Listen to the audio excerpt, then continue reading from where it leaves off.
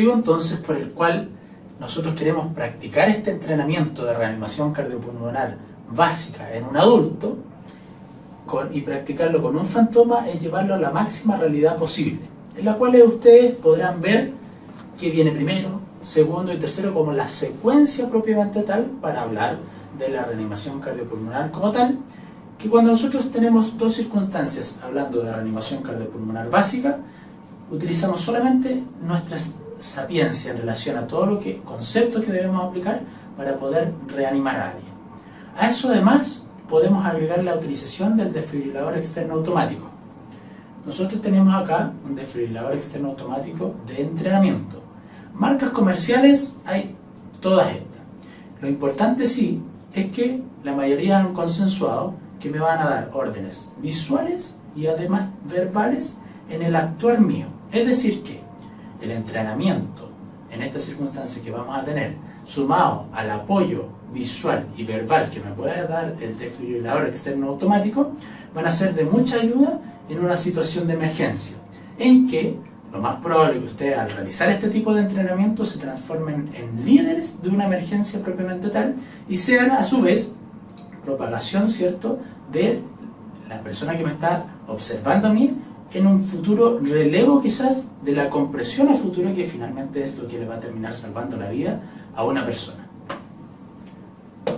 Primero, y si tenemos cualquier tipo de accidente, compromiso de conciencia, algún ahogamiento, tanto en agua dulce como salada, todas las maniobras que debemos realizar son las que veremos aquí. Es decir, primero, si alguien sufre un accidente, yo me debo preocupar de que la escena en la cual yo voy a maniobrar, en la cual yo voy a trabajar. Si yo tengo un accidente o yo observo un accidente y quiero atender a una víctima, a una persona, lo más primordial que debo realizar es la evaluación del lugar de donde yo voy a trabajar. Nosotros no queremos tener dos víctimas, es decir, si yo voy a prestar una ayuda a una persona, no me quiero transformar en una víctima del suceso. Muy por el contrario, lo que yo quiero hacer aquí es tener a una persona lo más segura posible en el lugar donde yo voy a poder actuar. Si no es así, lo que debo hacer yo, y dentro de lo posible, trasladar a esa persona hacia un lugar seguro.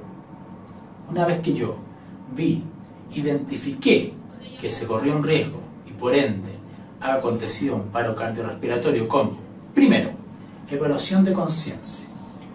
Yo pregunto a la persona cómo está, en un tono fuerte y enérgico. Juanito, ¿cómo estás? Si esa persona no me escucha, al yo comentarle y hacerle algún tipo de pregunta en voz alta, recurro a una segunda alternativa, que es la estimulación dolorosa. Con mi mano empuñada puedo irme hacia el esternón, que es el hueso que divide mi parrilla costal derecha de la izquierda, que se sitúa en este lugar, con mi mano empuñada, y puedo ejercer una leve presión. Ejercítenlo ustedes en casa, eso en una persona despierta inflige mucho dolor. Es decir, si yo tengo a alguien que es hipoacúsico, sordo, y no me escuchó, pero al infligir este estímulo doloroso tiene algún tipo de reacción, yo debo descartar absolutamente que esté comprometida de conciencia. Muy por el contrario, si yo inflijo este estímulo doloroso y la persona no responde, yo debo identificar que esa persona tiene un compromiso de conciencia. Hice una estimulación verbal, no me contestó. Puede ser hipoacúsico, infrinjo una maniobra dolorosa. La persona no tiene reacción. Consecuentemente a eso, puedo solicitar ayuda. Es decir, en nuestro país, o sea, acá en Chile, llamamos al 131, que corresponde a las ambulancias. Y consecuentemente a ello, solicito un desfibrilador externo automático. A la vez que estoy solicitando ayuda, ojalá de manera dirigida, es decir, yo identifiqué a una persona, si sé el nombre de la persona que me puede prestar ayuda, nombraré a esa persona. Si no lo sé y estoy en un público general, identificaré colores específicos de aquella persona para que me preste la ayuda necesaria que yo necesito en ese minuto. Comprometido de conciencia, solicito ayuda, de inmediato hago la valoración de pulso. ¿Dónde debo hacer la valoración de ese pulso? Lo más cercano a la salida del corazón. En este caso, en la arteria carótida, que se ubica a 2-3 traveses de dedo de la manzana de Adán, sobre todo identificable en un hombre. Es decir, palpo la tráquea, 2-3 traveses de dedo. Ojalá siempre no realizar esta evaluación de pulso con el pulgar, siempre índice y dedo medio. Hago evaluación de pulso a nivel carotidio. Esta evaluación de pulso no se debería demorar más que 10 segundos y no menos que 5. Es decir, entre 5 y 10 segundos yo debo obtener la valoración de presencia o no de pulso a nivel carotidio. Si entre 5 y 10 segundos yo tengo la duda inclusive de haber sentido pulso y esa duda me genera, digamos, si no, quizás tendrá pulso, yo definitivamente debo descartar que esa persona tenga pulso y, consiguientemente a eso, debo realizar compresiones torácicas. Las compresiones torácicas, primero, debemos saber cantidad. Son 30 compresiones torácicas que yo debo realizar en primera instancia y va a ser la protagonista de mi reanimación cardiopulmonar. Es decir, y anterior al año 2010, en la cual la protagonista de la reanimación cardiopulmonar básica era la ventilación, desde el 2010 a la fecha, el protagonista se ha evidenciado, según múltiples estudios científicos, que la que finalmente me va a terminar salvando la vida van a ser las compresiones torácicas, que van a favorecer el flujo sistémico y la reserva de oxígeno que va a quedar en mi cuerpo para abastecer órganos nobles, sobre todo cerebro y sobre todo corazón. Sin esos órganos yo no podría vivir, o mi calidad de vida o de sobrevida va a ser pésima. En esta circunstancia yo lo que debo favorecer es que la reserva de oxígeno que quedó en mi sistema circule. Mi corazón con las compresiones haga efecto de bomba, es decir, que haga las veces de sístole, o sea, se contraiga, y haga las veces de diástole, es decir, se relaje para que pueda impulsar esta reserva de oxígeno que ha quedado en mi sistema a través de todo mi organismo y alimentar con lo mínimo necesario para que mi corazón y mi cerebro no mueran. Este es un punto muy importante. Debemos tener en consideración que yo, al practicar la reanimación cardiopulmonar básica, no estoy otorgando los mismos requerimientos de oxígeno que de manera habitual en una persona sana, sentada, tranquila, con un metabolismo basal. Yo lo que pretendo con esta reanimación cardiopulmonar básica es mantener el mínimo oxígeno necesario para que ni mi corazón ni mi cerebro se mueran. Ya sé que mis compresiones son 30. ¿Dónde realizo las compresiones? Tenemos dos tips. Uno, y en una persona joven, ¿cierto?, me puedo ubicar entre tetillas y a nivel esternal. Como comentamos, el esternón es este hueso que separa la parrilla costal derecha de la parrilla costal izquierda, este que tenemos acá al medio. Nos situamos en ese hueso y nos ubicamos entre tetillas. Con la palma de mi mano hábil la coloco en esta zona y con la mano no hábil abrazo a mi mano hábil. Y esa es la ubicación anatómica donde yo me voy a situar para realizar las compresiones, que como ya dijimos, son 30 en un adulto. Ese es un tips para la colocación anatómica y la consiguiente compresión.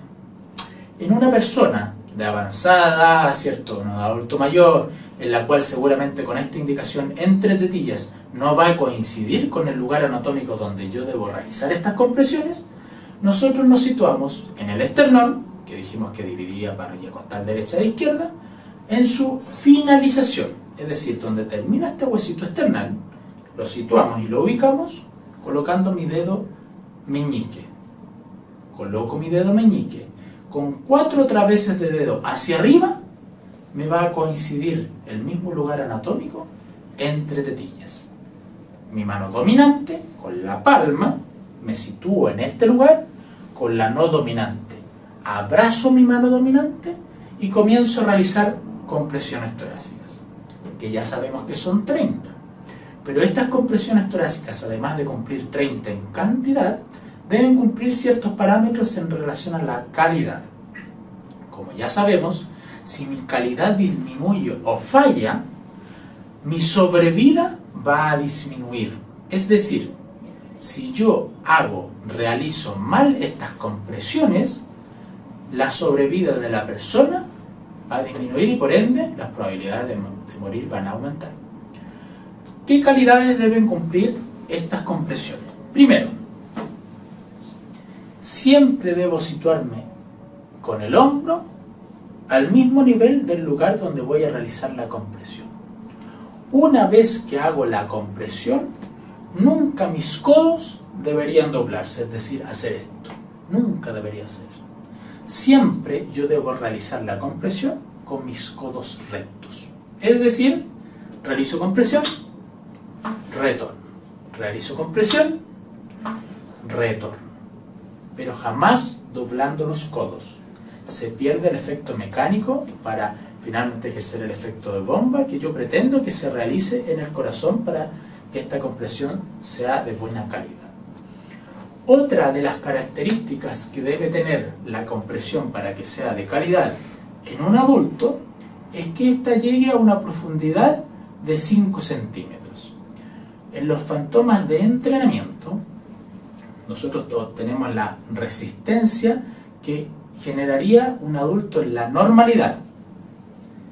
Yo, al hacer la compresión, debo llegar a los 5 centímetros.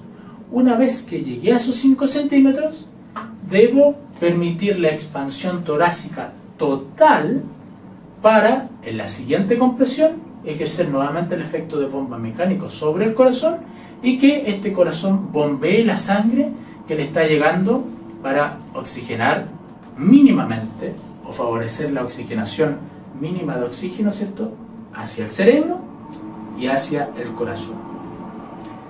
Nunca despegar el talón de mi mano sobre el pecho, si no, yo no sentiré o no observaré que se expanda o que se reexpanda totalmente el tórax ante una compresión. Es decir, yo jamás debería hacer esto. Como ustedes ven, yo siempre debo acompañar la compresión, nunca separando la palma de mi mano del tórax para ver la expansión torácica y así sucesivamente. Otra de las características que yo debo tener en la reanimación cardiopulmonar es que en un minuto yo debo llegar a la meta de 100 a 120 por minuto. Si yo tengo entre 100 a 120 compresiones por en un minuto, yo estoy logrando una calidad óptima de compresiones para llegar a una presión de perfusión coronaria cerebral óptima para que estos no se me mueran. Es decir, yo debo lograr un ritmo regular. Yo no puedo hacer 1, quedar ahí, 2, no, esto debe ser rítmico y a razón de obtener una frecuencia de 100 a 120, es decir, 1, 2, 3, 4, sucesivamente hasta llegar a las 30 compresiones por minuto. Otro de los tips que podemos recomendar es que nosotros debemos tener una superficie rígida.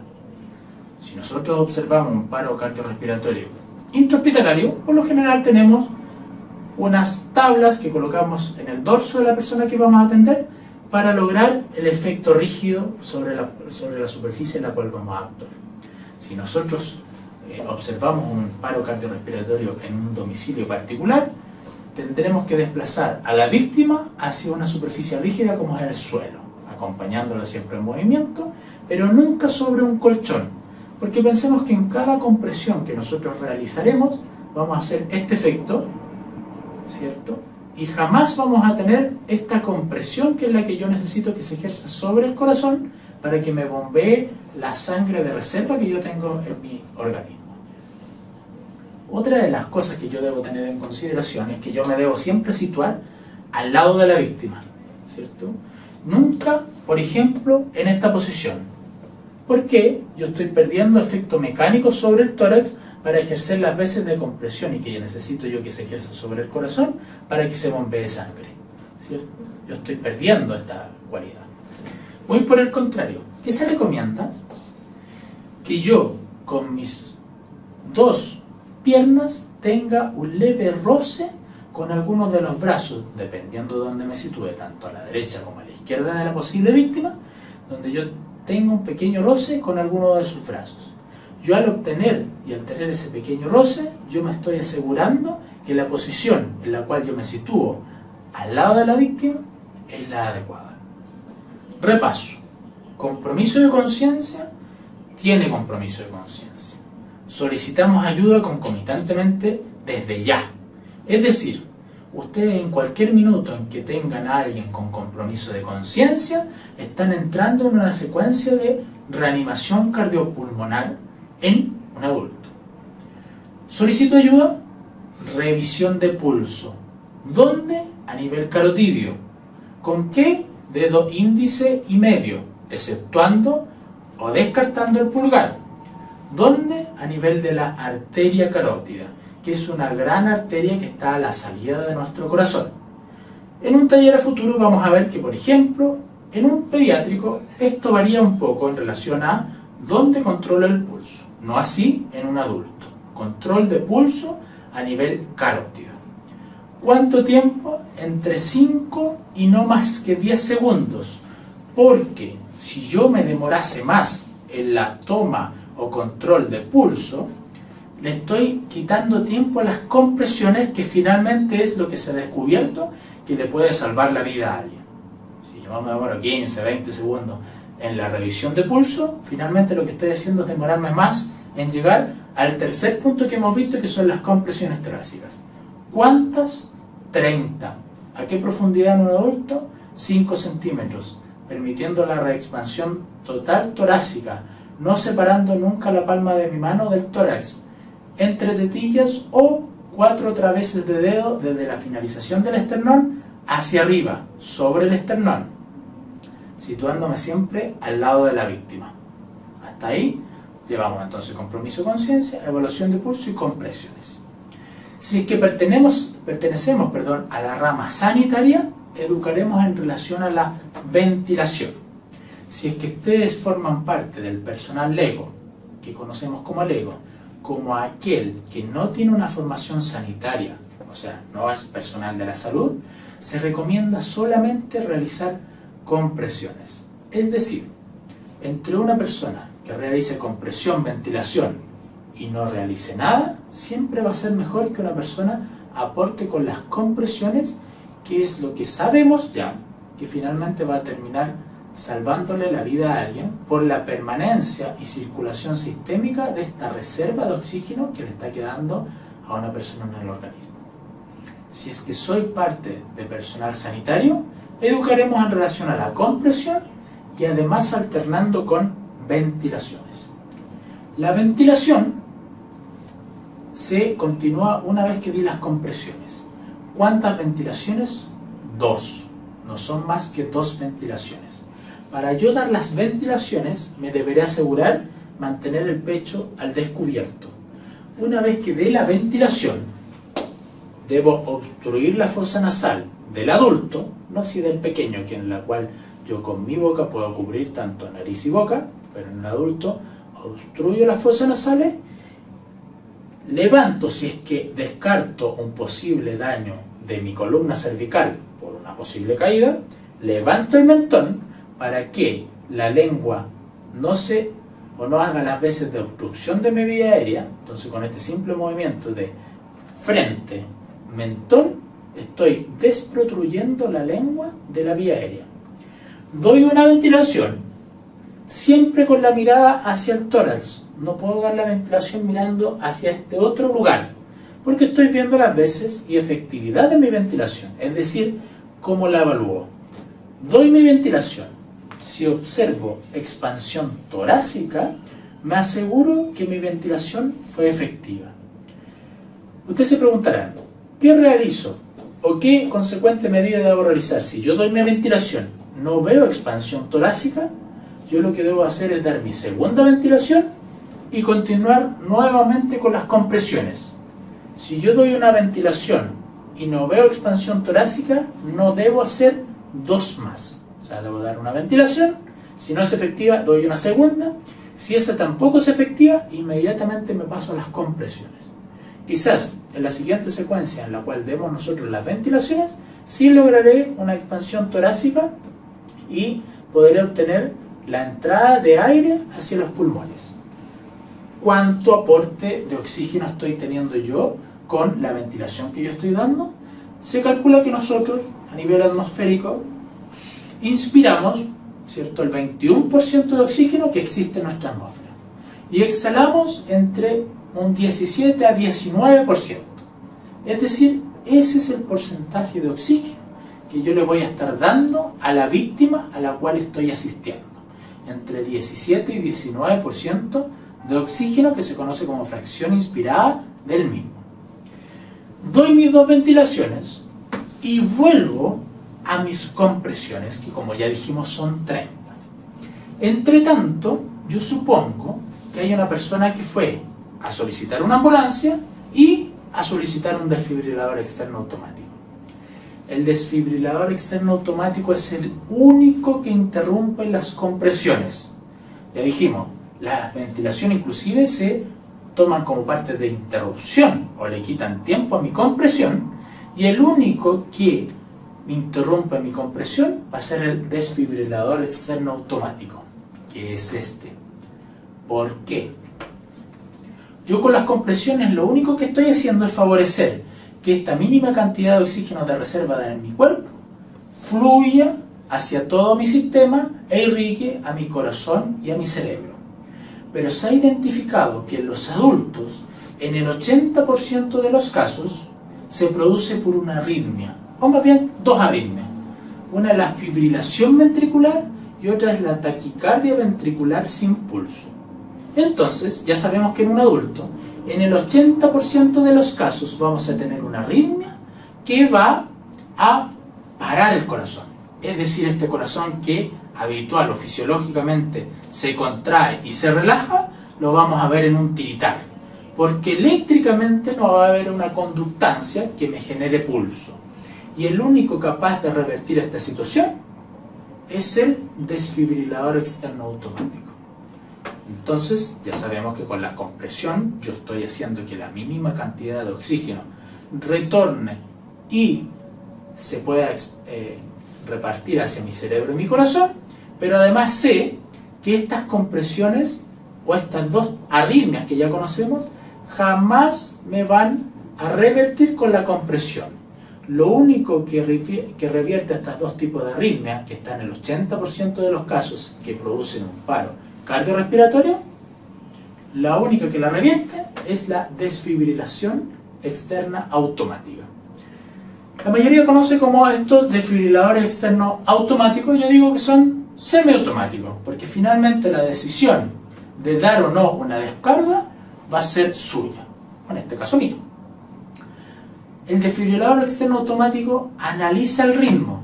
Si ese ritmo está en fibrilación ventricular o en taquicardia ventricular sin pulso, me va a dar una descarga eléctrica, que es la única capaz de sacar esta arritmia que me produjo o me condujo un paro respiratorio, cardiorrespiratorio, perdón. Es lo único capaz de realizarlo, esta desfibrilación o esta descarga que yo voy a tener. Es muy fácil de utilizar. Como yo les comentaba, por lo general vienen colores bien llamativos. Ustedes van a ver un azulino, un rojo o este color verde fosforescente. Tiene una tapa y por lo general en su interior yo voy a encontrar unos parches. En este caso, para el taller que estamos representando, tenemos parches de adulto. Estos parches, la ventaja que tienen es que visualmente me dicen a mí dónde colocarlos. Tienen un gel conductante por donde se transmite la descarga eléctrica hacia el corazón y además tiene una pegatina que va a impedir que una vez que yo coloqué estos parches, se me desplacen. Yo les saco la pegatina, una vez que se la saco, esto no se me debería mover. La idea es que la descarga siempre rodee y bordee el corazón. Es por eso que nosotros nunca vamos a tener dos parches, uno contiguo al otro. Por lo general siempre uno va a estar en esta ubicación y otro en esta ubicación, para que la descarga rodee el corazón y trate de desatontarlo para que vuelva a una arritmia, al menos que me genere pulso y pueda irrigar por sí solo ese cuerpo de la víctima al corazón y al cerebro. La ventaja, por ejemplo, que tiene este parche de más es que tiene un velcro en el cual yo puedo desplazarlo si es que me encuentro con una persona más obesa hacia uno de los costados, y si es que no es necesario lo dejo tal cual. En su interior, además, pudiésemos encontrar algún tipo de tijera. ¿Para qué me va a servir la tijera? Si yo tengo una persona adulta con bastante vello en su tórax, ese vello va a impedir la conductancia eléctrica hacia el corazón, es decir, mi descarga no va a ser efectiva. Yo con la tijera debo recortar rápidamente los vellos, colocar los parches para que mi conductancia sea tal que esta arritmia se revierta. Todos los desfibriladores externos automáticos traen un botón de on-off, donde yo lo voy a encender y automáticamente me va a dar recomendaciones visuales y además verbales. Por lo general además va a traer una pantalla LED, donde en este caso va a traer un cronómetro y me va a traer la cantidad de descargas que yo he aplicado.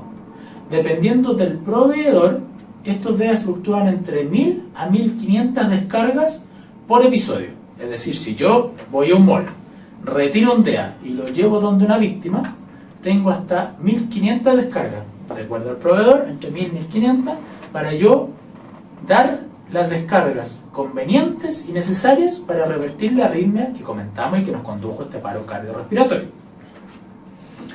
¿Por qué me va a servir el tiempo? Va a ser muy diferente si llega servicio médico de emergencia avanzado, ve este cronómetro y me dice vamos recién en 2 minutos, que si llevamos 20 minutos. Hay una proporcionalidad en relación a la sobrevida que yo voy a tener en relación a la efectividad de mi reanimación y el tiempo transcurrido a través de la misma. Lo mismo va a suceder con el número de descargas. Muy diferente va a ser si llega personal sanitario especializado y avanzado en reanimación y ve que yo llevo 2-3 descargas, a que si llevo 10-15 descargas también. El tiempo, la cantidad y número de descargas va a ser directamente proporcional a la sobrevida que puede tener esa persona a la cual yo estoy atendiendo. Una vez que yo doy el on-off, me da las características, primero visuales y luego audibles, en algún momento de la reanimación, y que lo vamos a ver a continuación cuando hagamos un taller práctico de esto, en algún momento de la reanimación el desfibrilador externo automático va a pedirme que deje solamente los parches, que no toque a la víctima para analizar el ritmo. El desfibrilador analiza el ritmo y si es que esta arritmia está en fibrilación o taquicardia ventricular sin pulso, me recomendará una descarga.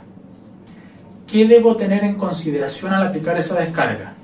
Que nadie esté tocando a la víctima, solamente los parches conectados a este microprocesador que conocemos como DEA.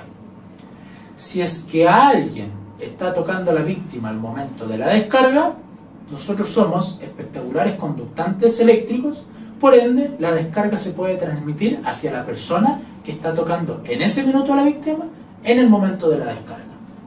Entonces la particularidad que yo debo tener o la precaución antes de brindar esta descarga es asegurarme que nadie esté tocando a la persona a la cual le voy a dar la misma descarga. Una vez que yo di la descarga, inmediatamente comienzo con las compresiones. En ningún momento yo me voy a ver si la persona despertó, si tiene pulso o está generando ventilación espontánea. No. Doy la descarga e inmediatamente me voy a la compresión. Entonces recomendamos que una vez dando la descarga al desfibrilador externo automático yo voy a tener 5 ciclos, que conocemos como ciclos, como 5 compresiones por 2 ventilaciones. Una vez que yo tengo 5 ciclos de compresión y ventilaciones que fluctúa alrededor de 2 minutos, el desfibrilador externo automático me va a recomendar hacer una nueva lectura del ritmo. En ese momento recién yo me alejo de la víctima, permito que el DEA nuevamente lea el ritmo y me va a recomendar generar o no una descarga. Si me recomienda dar una descarga, lo mismo que anterior, va a dar la descarga e inmediatamente comienzo con las compresiones. Si no me recomienda dar una descarga, igualmente prosigo yo con la reanimación cardiopulmonar básica con las compresiones. ¿Hasta cuándo cesamos de realizar este tipo de maniobras? Tenemos varias alternativas. La primera, y que sería el ideal, es si la persona recupera conciencia, puede ventilar sola, suponemos que en ese minuto el corazón comenzó a latir autónomamente, nosotros cesamos de hacer nuestras maniobras. Yo no voy a hacer maniobras de reanimación cardiopulmonar básica en alguna persona que está despierta. ¿Cuál es la otra alternativa? Hasta que llegue personal avanzado sanitario. Es decir, en algún momento se pidió ayuda, llegó la ambulancia, llegó equipo médico especializado en atender este tipo de situaciones y yo tendré que alejarme. ¿Qué cosa debemos tener como particularidad? Si yo hago una reanimación cardiopulmonar básica en un paro presenciado, es decir, estamos varios en una reunión y en esa misma reunión alguien se desplomó, quiere decir que es un paro presenciado. Vamos a hacer toda la secuencia que comentamos anteriormente. Evaluamos conciencia, solicitamos ayuda, vemos pulso, iniciamos compresiones y ventilaciones. La sobrevida de esa persona va a ser mucho mayor que en un paro cardiorrespiratorio no presenciado. ¿Qué es lo que sucede? Si nosotros estamos en la misma reunión, nosotros salimos de la reunión, abrimos una puerta y en el pasillo encontramos a alguien, yo no voy a saber si esa persona lleva 30 segundos, 1 minuto, 10 minutos, 15 minutos, no lo sé. La maniobra y la secuencia que yo voy a realizar va a ser exactamente igual en un paro cardiorrespiratorio presenciado que en otro que no lo fue. ¿Cuál va a ser la diferencia entre uno y otro? La sobrevida que yo voy a obtener. Casi lógicamente, en un paro cardiorrespiratorio presenciado, la sobrevida va a ser mucho mayor que en un paro cardiorrespiratorio no presenciado, aún sabiendo que la secuencia que yo voy a practicar va a ser exactamente la misma en uno o en otro. ¿Cuál va a ser la diferencia? El tiempo transcurrido de iniciar uno u otro, en el cual yo no lo voy a saber. Más adelante, y en el siguiente video, realizaremos un ejercicio práctico de entrenamiento donde ustedes podrán ver toda la secuencia que hemos visto en la presente presentación. Me he encontrado con una persona presuntamente comprometida de conciencia. Identifico el paro cardiorrespiratorio. Identifico la zona segura en la cual voy a actuar. Emito una estimulación verbal. Señor, señor, despierte. No obtengo ningún tipo de respuesta. Infrinjo estímulo doloroso. Señor, señor, despierte. No tengo ningún tipo de respuesta. Solicito ayuda. Sanita, por favor, llame a emergencia y solicítame un DEA. Ya, ok. Hago evaluación de pulso, dedo índice y medio, a nivel carotidio, entre 5 a 10 segundos. La persona no tiene pulso. Inmediatamente inicio compresiones torácicas. 1, 2, 3, 4, 5, 6, 7, 8, 9, 10, 11, 12, 13, 14, 15, 16, 17, 18, 19, 20, 21, 22, 23, 24, 25, 26, 27, 28, 29, 30. Unidad funcional. Damos 2 ventilaciones. Maniobra frente-mentón. Si disponemos de un ambú o bolsa mascarilla, la utilizamos. Damos 2 ventilaciones. Observamos expansión torácica e iniciamos nuevamente compresiones. No tocar al paciente. Analizando. No tocó el paciente. El desfibrilador está analizando el ritmo en este minuto. No tocar al paciente. Analizando. Descarga indicada. No tocar al paciente. Pulsar botón de Nadie descarga. debe tocar a la víctima. Si se da la descarga, Iniciar RCP. inmediatamente iniciamos RCP con las compresiones. 1, 2, 3, 4, 5, 6, 7, 8, 9, 10, 11, 12, 13, 14, 15, 16, 17, 18, 19, 20, 21, 22, 23, 24, 25, 26, 27, 28, 29, 30. 1, 2. Continuar Compresiones. RCP. 1, 2, 3, 4, 5, 6, 7, 8, 9, 10. Y así sucesivamente hasta 2 minutos o 5 ciclos en las cuales el DEA nuevamente nos solicitará evaluar el pulso para brindar o no la descarga.